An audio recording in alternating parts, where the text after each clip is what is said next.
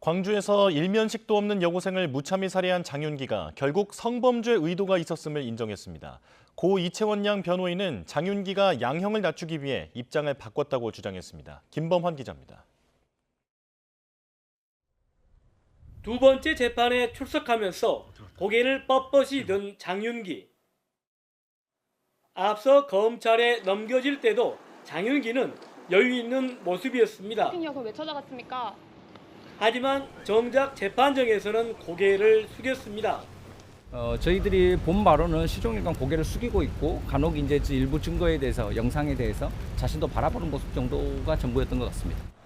그리고 마침내 검찰이 적용한 성폭행 목적 살인 범행을 시인했습니다.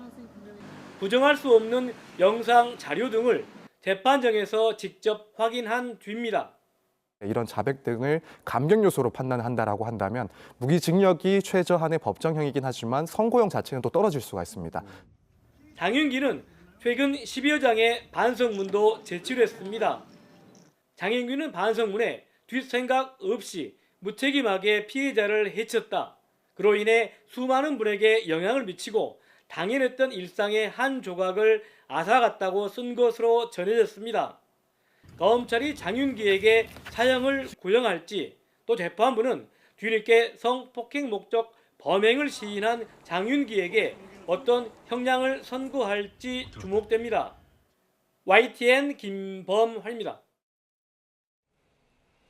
한편 장윤기 사건에 대한 부실 수사와 은폐 의혹이 확산하는 가운데 피해자 유족은 딸이 마지막까지 신었던 운동화도 돌려받지 못했습니다. 검찰은 당시 수사 지휘선에 있었던 광산서 전 형사과장을 소환 조사했습니다. 이정미 기자입니다.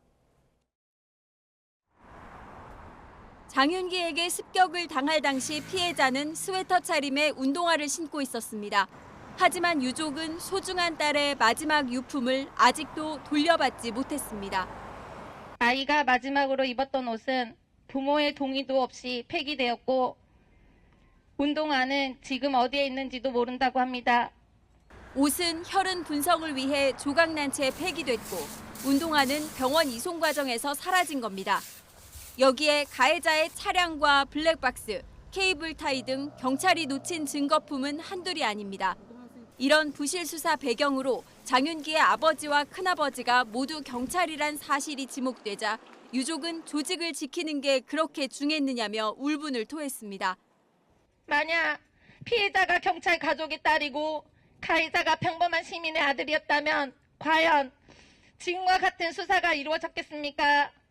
검찰은 경찰이 초기에 빠뜨린 장윤기의 차량 감식 영상과 성인 용품에 대한 과학수사 보고서를 다음 재판에 증거로 제출할 예정입니다.